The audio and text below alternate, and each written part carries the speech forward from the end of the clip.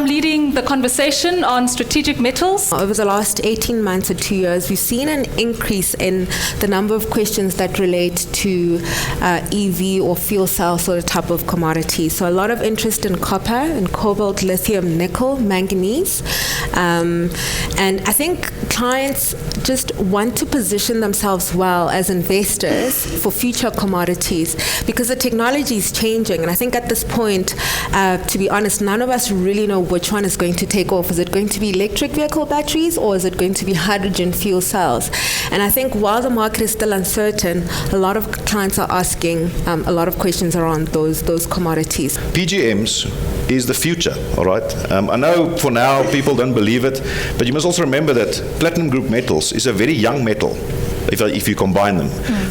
They're probably about 80 years old compared to copper and gold that's been used for centuries. So who knows where PGMs will be used in the future. You know, there's new technology, there's new developments happening every day. Government came up with what they call the Rapid Results Initiative, 100-day Rapid Results Initiative. So our project, Arcadia, the lithium project, was one of the 3 projects under the Ministry of Mines that was under the Rapid Results Initiative. So in 100 days, we did achieve what ordinarily, I've worked in Zimbabwe most of my time, what we would have achieved in 10 years. We've got a 7-year offtake agreement with Sinomine of China, who happen to be also a shareholder in Prospect Resources. And we managed to get exchange control approval, which amongst other things allows the project to open an FCA account anywhere in any country of our choice. And the big question that most people do ask is, bring money into Zimbabwe, how do we get our money out? You can get exchange control approval. We've got special economic zone status, which gives us tax holidays for the first five years. We have got corporate tax that is 50% lower than most of the businesses operating in Zimbabwe. We can bring in the expertise that we want.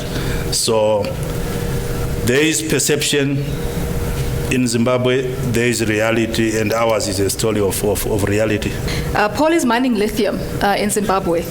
Is there a link between what Paul's company is doing and what you guys are doing in Nelspruit?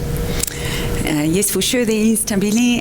The link between lithium and manganese is batteries for EVs, electric vehicles. All EVs or new generation EV batteries contain lithium. That's the common denominator. But then there are a variety of other materials, different cathode formulations. There are anodes, of course, in a battery as well, and many materials. In terms of the cathode formulation, which is where the bulk of the metals that go into batteries are used, there's a race between nickel, cobalt, manganese, and aluminium for the different cathode formulations. The cathode formulation is a trade-off between cost, raw material availability, and of course battery performance. So your lithium supplier, he knows he's going to have a buyer, but all of the other metals are in this race. One of the key metals that triggered the race between the different cathode formulations is cobalt.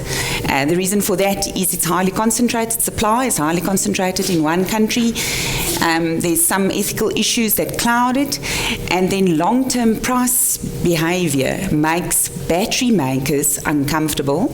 The reason why they feel uncomfortable is because your OEM vehicle manufacturer is uncomfortable because he's got a long timeline.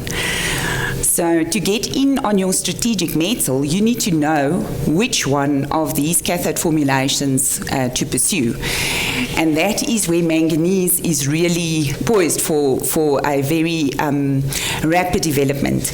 Manganese can displace cobalt, manganese and nickel can displace cobalt to a large extent in many of the cathode formulations. We have a great product which has been supplied for the last 45 years into a variety of high-tech, top-end applications.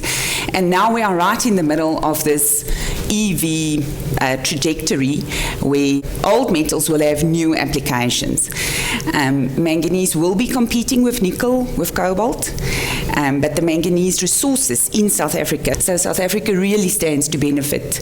EVs will only become green vehicles once they are charged from renewable sources. So that means energy storage systems. So it's two types of batteries, the battery in the car and the battery for the energy storage system.